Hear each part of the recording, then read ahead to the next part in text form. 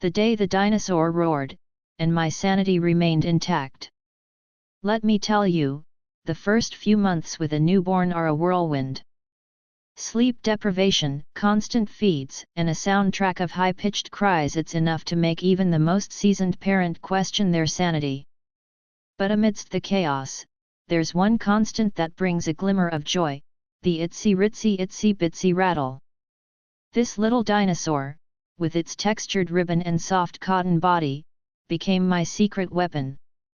My son, let's call him Leo, was a champion screamer. He'd howl at the moon, or rather, at the ceiling fan, for hours on end. Nothing seemed to soothe him, not even my carefully curated playlist of lullabies. Then, one day, I reached for the Itsy Bitsy Rattle, a last-ditch effort to silence the storm brewing within my tiny human.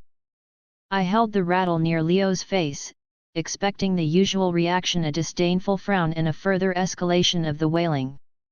Instead, his eyes widened.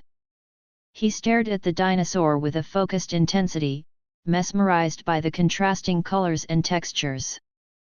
Then, he reached out, his tiny hand grasping the rattle with surprising strength. And then, silence. The silence was deafening, a stark contrast to the cacophony that had filled our days.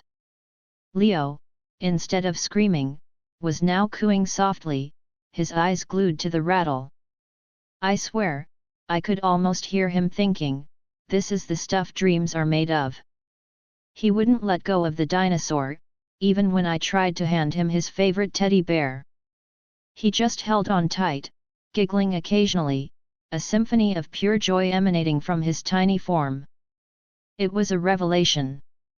The Itsy Bitsy Rattle had not only silenced his cries, but it had also brought him immense joy. This wasn't just any rattle, it was a magical object that seemed to hold his attention like no other toy.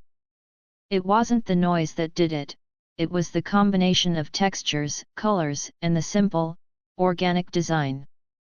From that day on, the Itsy Bitsy Rattle became Leo's constant companion. He'd shake it, drool on it, and even try to put it in his mouth, much to my chagrin, but I couldn't blame him, it was incredibly soft. It became his comfort object, his source of amusement, his little dinosaur friend. It even helped with those dreaded tummy times, distracting him with its mesmerizing textures and soft rattles. As Leo grew older, his love for the Itsy Bitsy Rattle only intensified. He'd take it everywhere, and it even became a part of his bedtime routine. The rattle, once a mere toy, transformed into a cherished companion, a symbol of his early childhood. Now, as Leo reaches his first birthday, the Itsy Bitsy Rattle still holds a special place in his heart.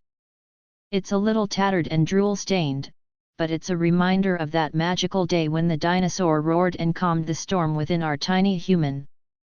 And, for a sleep-deprived parent, that's a story worth telling.